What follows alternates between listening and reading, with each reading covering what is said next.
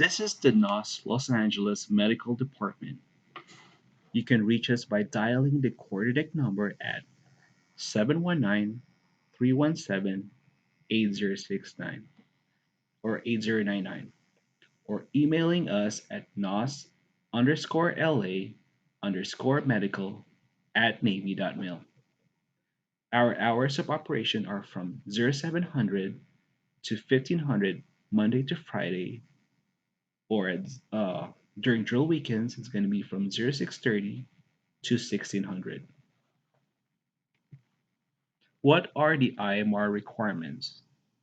Per DoD Instruction 6025.19 and SecNav Instruction 6120.3, the IMR is composed of six elements. So the sixth element includes your PHA or your periodic health assessment, your deployment limiting condition, whether this is basically your if you're put on TNPQ, TNDQ, MRR, LOD, which we'll later discuss in this presentation. Dental readiness, whether if you're class 1, 2, or 3 or 4. Immunization status, basically it will identify the required immunization that you need or vaccine that you need. For your readiness, blood lab status studies. This is basically for your HIV if you're due for um, your HIV blood draw, and for your individual medical equipment. This is basically for if you are using any devices. For example, if you're using hearing aids or if you're using your CPAP machine for your sleep apnea. You can access your IMR through Bupers Online. Um, the website is www.bol.navy.mil. Your annual EPHA. Your annual PHA is a screening tool used by the armed forces to evaluate a service member's individual medical readiness. So it is a 10 to 15-minute questionnaire that covers your overall health condition in the past 12 months. Questions such as your current health condition, your family medical history, your surgical history, if any, your allergies, your use of the medical equipment, for example, your CPAP or your hearing aids. Also, questions regarding your overall mental health status are some of the questions that covers your PHA. EPHA assessment must be completed and submitted 10 to 30 days prior to the drill weekend. If if an assessment if an, a PHA assessment is received outside of this time frame, it will be pushed to the following drill weekend. Dental readiness. Your annual dental examination. For your dental readiness, you can utilize your civilian dentist using the form DD 2813 or the reserved dental examination form. However, you must see one of our military dentists once every once every 3-year period.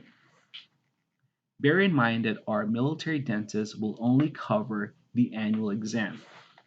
They will be unable to perform any fillings or cleaning or any type of dental procedures besides the yearly baseline exam. There are four dental classifications.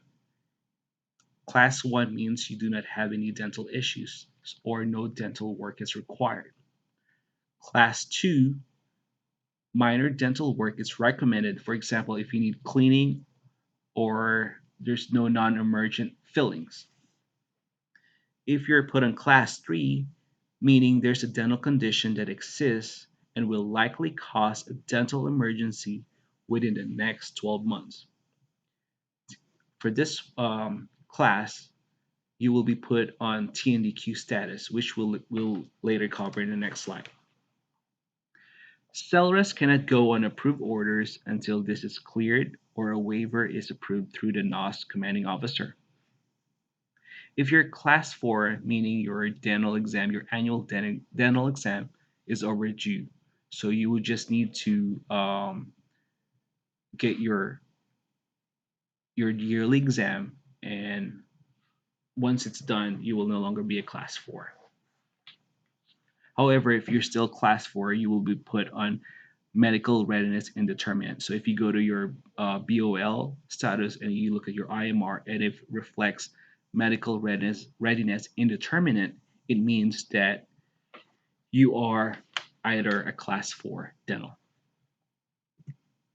What is an injury status? An injury management status, or TNDQ, TNPQ, MRR, or LOD, is meant to determine if sailors are fit to safely mobilize. This prevents medical or dental emergencies in areas that cannot support their care. Being placed in this status or categories means you will not be eligible to mobilize until you have been declared fit for full duty by the medical provider or doctor. Puper's Instruction 1001.39 states that all Navy Reserve personnel are required to notify the medical department of their general health, including all injuries or illnesses. The bottom line is, don't keep any secrets with your medical condition. This applies to any medical condition that you are being or currently being treated for by a physician, whether it's from your civilian doctor, from the VA hospital, or from the military. You need to disclose any of the medical condition regardless of how small they are. Of course, with exception, obviously, if you have the common cold, we don't need to know that. But if you have anything that would limit you from a mobilization, for example, you have a broken limb, you have a broken pinky, you've been diagnosed with asthma, you have sleep apnea, or you have mental health conditions such as PTSD, then we need to know those injuries or illnesses or anything similar to that. Sailors with an open injury case are not permitted to participate in IDTT, AT, ADT, ADSW, or mobilization until resolution of their medical case or a waiver endorsed by the NOSC commanding officer is obtained. TNDQ, or temporarily not dentally qualified. The purpose of a TNDQ is to prevent dental emergencies in theater by precluding mobilization until dental treatment and dental classification of 1 or 2 is obtained. So if you are dental class 3 and you need any major dental work that will result in dental emergencies within 12 months, that's going to put you on the TNDQ status until your issues are resolved. During your TNDQ status, you have up to 6 months to get your dental issues resolved. For example, if you need to get a root canal, you have up to 6 months to resolve this issue and must be placed back to dental class 1 or 2. But for some reason, if it takes longer than 6 months, let us know ahead of time so we can apply for another 6 months of extension to help you resolve this issue. So the maximum that we can provide is 12 months, but technically TNDQ is only for 6 months, but you're entitled for up to another 6 month of extension if you're approved. Service members are required per the Respirement Chapter 6 to make a monthly or written updates of their care to their medical department representative, which is us. An update can be a notification of a scheduled or follow up appointment date. So let's say you don't have a scheduled appointment date for this month. You will still have to notify us, the medical department, of your current condition. You can just tell, okay, I don't HM2, HM1, or HMC. I don't have a medical condition, or I don't have a medical appointment right now. So my next appointment will be on this time. So that's still, so with you calling that, that counts as your monthly update. At least we know your current status.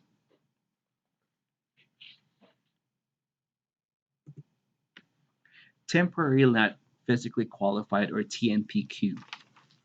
The purpose of a TNPQ is to prevent emergencies in theater by precluding mobilization until a medical condition is resolved and you are fit for full duty or FFD. So if you have conditions such as a sprained ankle, broken bones, high blood pressure, high cholesterol, or anything similar to that, or injury that can be resolved within 6 months, that will put you on the TNPQ status. Sailors with an open TNPQ injury management case are required to submit monthly updates of their care and ongoing treatment to their MDR. So same thing with your like what I discussed with TNDQ. TNPQ is the same thing. You have to give us a monthly update. Even though you don't have an appointment for this month, you still have to call us and let us know about your condition, or you can at least let us know when is your next appointment for that injury. Or if you have like a follow up appointment, just let us know. So we need to know those times or those dates. So for TNPQ status, same as TNDQ, if for some reason, let's say in your fifth month and you needed to have an extension, your doctor recommends that you're not healing yet and it requires an additional month, then we can request for another 6 months of extension for you to give you ample time for your body to heal. So the max that we can go is 12 months, but technically the TNPQ is for injuries that can be resolved within 6 months. Medical Retention Review or MRR. The purpose of an MRR is to determine medical physical qualification for affiliation with the Navy Reserve. Only BUMED can make this determination. Chronic medical condition that could affect mobilization. For example, if you have any thyroid disorder, diabetes, chronic joint pain, PTSD, depression, anxiety, ADD, ADHD, if you have sleep apnea and you have to use CPAP, hypertension, these are just some of the examples of uh, medical condition that could put you on MRR or will put you on MRR status. The ManMed P117 Chapter 15 outlines these physical standards. Also, if you have two consecutive PFA medical waivers for the same injury or three waivers in the most recent 4 years, requires an MRR. Line of duty or LOD. When a CELRES is participating in active duty orders such as IDTT, AT, ADT, ADSW, or mobilization, and an injury or illness is incurred or aggravated past the normal progression, an LOD may be initiated. So let's say if you got hurt during drill weekend, you got hurt during mobilization, something happened, that will you will um, be put on line of duty status. It must be reported in a timely fashion to the medical department representative, which is us, and should be immediately, but no later than 30 days after the incident. Injuries, illnesses that occurred while on active duty that were not addressed, and a determination made by medical evaluation board or physical evaluation board are not LOD injuries or illnesses. So let's talk about your insurance for TRICARE Reserve Select and TAM. So for the 2020 monthly premiums for a single member, it'll cost you $44.17 per month. For yourself and your family, it will cost you $228.27 per month. You can call TRICARE West through United Healthcare at 877-988-9378. So for your TAMP coverage, basically you have up to you can qualify if you have orders of over 30 days in duration. Your TRICARE standard extra coverage lasts up to 180 days. For your TRICARE dental insurance, the 2020 premiums through United Concordia for a single person is $11.60 per month. To include yourself and your family, it'll cost you $30.50 per month. To dial, to contact and sign up, call the United Concordia at 1-844-653-4061. And also, the information and enrollment are available through the website right there with www.tricare.mil/plans/dental plans.aspx. Okay, this concludes my medical presentation for your Indoc. Indoc proceeds to medical department on Sunday morning. Please bring your medical and dental records with you and immediately start for you to be seen by the medical department representative for your IMR.